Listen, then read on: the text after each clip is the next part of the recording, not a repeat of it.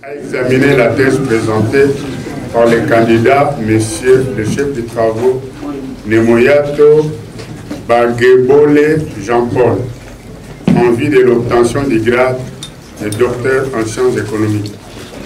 Après délibération à huis clos, le jury a pris la décision suivante.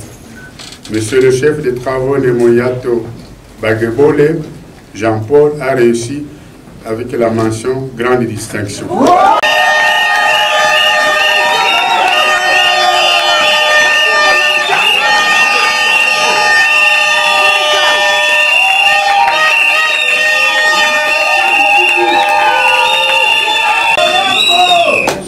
Nous invitons Monsieur le recteur de l'Université de Kinshasa à bien vouloir conférer le grade de docteur en sciences économiques aux candidats.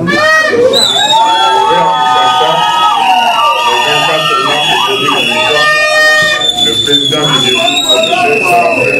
vous dit Mathieu. Nous, professeur Bruno Lapika Imof, secrétaire général administratif agissant au nom du recteur de l'Université de Kinshasa.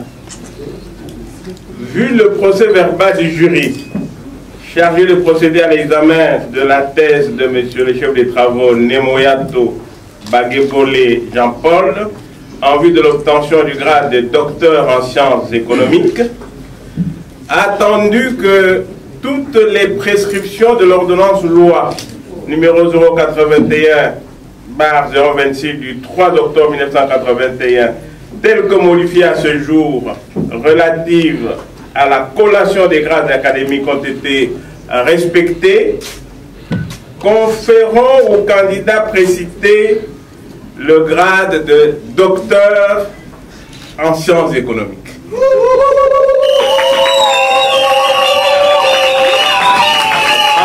foi de quoi, nous lui remettons le présent diplôme et les insignes de l'Université de Kinshasa et déclarons qu'il a la jouissance de tous les droits et avantages attachés au grade académique obtenu conformément à l'ordonnance loi dont référence si haut, ainsi fait à Kinshasa. Le 24 mars 2023, pour le recteur de l'Université de Kinshasa, le secrétaire général administratif, Bruno Lapika Limonfou, professeur ordinaire. À présent, je vais remettre solennellement les insignes et les symboles de l'université au nouveau docteur. Et je vais commencer par lui remettre ce symbole qu'on a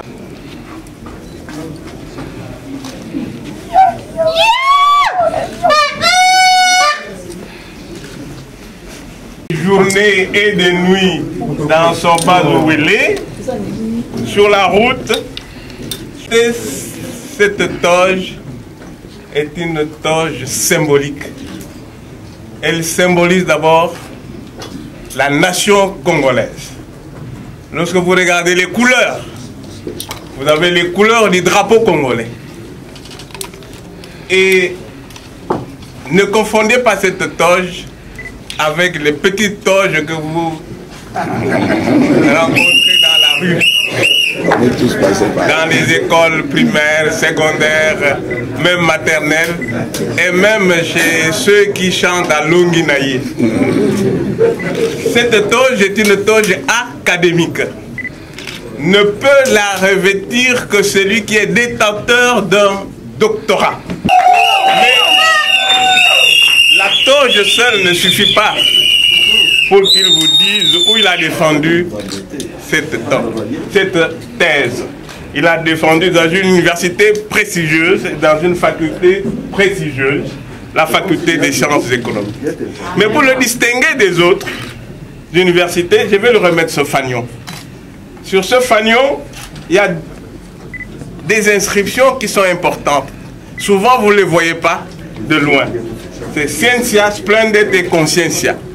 Donc nous formons des savants, oui, mais des savants qui doivent dispenser les enseignements avec conscience. Des savants et à partir d'aujourd'hui, qui vont devenir des ambassadeurs de l'université de Kinshasa à travers la ville de Kinshasa, à travers le Congo, dans l'Ouélé et même à travers l'Afrique et le monde. Ça ne suffit pas. Je vais lui remettre un autre symbole, un signe, que nous appelons toque. Je vais lui remettre cette toque pour couvrir sa tête et conserver ce savoir-là.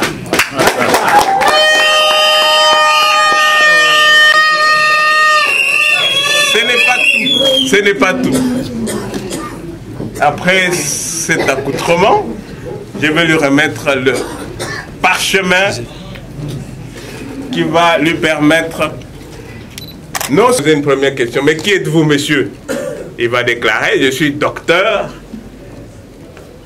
Nemoyato, docteur en sciences économiques. Mais on va lui dire, mais montrez-nous que vous êtes réellement docteur. Et il doit brandir un parchemin qu'on appelle diplôme. Je lui remets son diplôme qui va lui permettre d'aller en dehors de notre pays.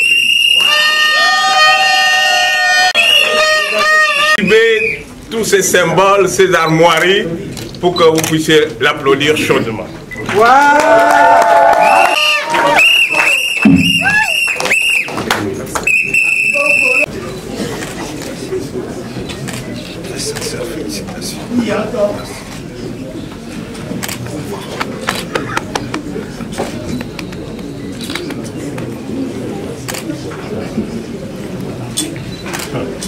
Des bouquets de fleurs. Bon.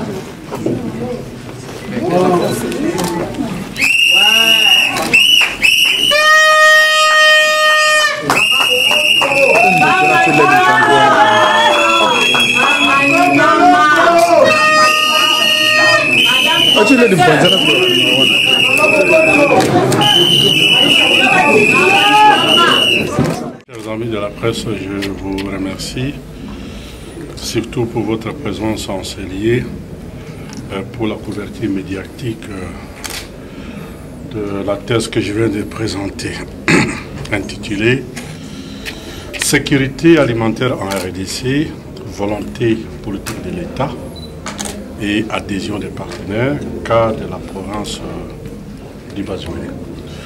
Ce que vous pouvez retenir, c'est que les Congolais ont faim. Les Congolais mangent mal. Les Congolais souffrent de l'insécurité alimentaire et de l'insécurité nutritionnelle. Malgré le fait que Dieu nous a tellement aimés, il a doté notre pays des ressources naturelles qui sont favorables à l'agriculture. Nous avons des terres abondantes dans toutes les provinces. Nous avons une hydrographie dense et équilibrée dans toutes les provinces. Nous avons en tout cas un bon climat. Nous avons 2 saisons culturelles entre la partie orientale et la partie occidentale. Lorsqu'il y a la saison sèche à l'est, à l'ouest, nous avons la saison pluvieuse et vice-versa. C'est anormal que nous puissions vivre dans une situation telle que le pays chaque année est en train de... ne peut vivre que des importations alimentaires. Nous importons tout, même les cure-dents, on importe. Alors que le bambou, c'est partout. Même à la main, on pouvait créer, produire les cure-dents. On importe même les cure-dents, si vous ne le savez pas. Pour avoir été ministre de l'économie nationale, je sais que chaque année, aujourd'hui, les pays importent les vivres alimentaires pour près de 4 milliards de dollars. C'est-à-dire que nous sommes tellement bêtes. Les devises sont des ressources rares. Mais, fuite de devises capitaux. Nous, ça sort du pays. Quand on importe du Vietnam, de la Chine, de l'Inde, du Brésil, notre argent qui sort pour financer ces importations, c'est-à-dire que nous finançons, nous rémunérons les facteurs de production étrangers qui ont contribué à la production des riz, des soya, du bleu qu'on importe. Mais le producteur de rizicoles de Bumba, juste à côté, ces produits sont invendus. Le Cameroun. Le Cameroun, c'est en dehors de la RDC. Nous devrions vivre de l'autosuffisance alimentaire. Tout simplement parce que la politique agricole de notre pays n'arrive pas à exploiter rationnellement ses ressources. Les gouvernements, alors que l'accord de Maputo contraint tous les pays membres à affecter 10% des ressources du budget en faveur du secteur agricole, mais très souvent, c'est moins de 3%. C'est pourquoi toutes les politiques agricoles échouent. L'État ne donne pas les moyens. L'État congolais doit subventionner l'agriculture. Nous suivons aveuglément les accords de l'OMC qui nous dit que non, il faut laisser le secteur privé et tout ça, l'agriculture s'épanouit de soi-même et l'État n'intervient pas. Mais quand vous lisez la politique agricole commune, l'Union européenne, ils subventionnent leur agriculture. Les pays émergents, les États-Unis, ils subventionnent leur agriculture. Ce qui fait qu'ils produisent des produits qui coûtent moins cher et avec le dumping commercial, ces pays-là vendent à l'étranger moins cher qu'ils ne le vendent à l'intérieur de leur pays. Et ça crée ce qu'on appelle la concurrence déloyale. Donc, les riz qu'on importe de la Chine, du Japon, arrivent ici, coûtent moins cher que celui qui est produit à Pumba. Moralité, le pouvoir d'achat des consommateurs est à pauvre, on va acheter ce qui est importé, alors qu'il fallait acheter ce que nous produisons localement. C'est ça la problématique de la thèse que je soumets aujourd'hui. En fait, ce que je demande, parce que dans la thèse, je dis volonté politique de l'État.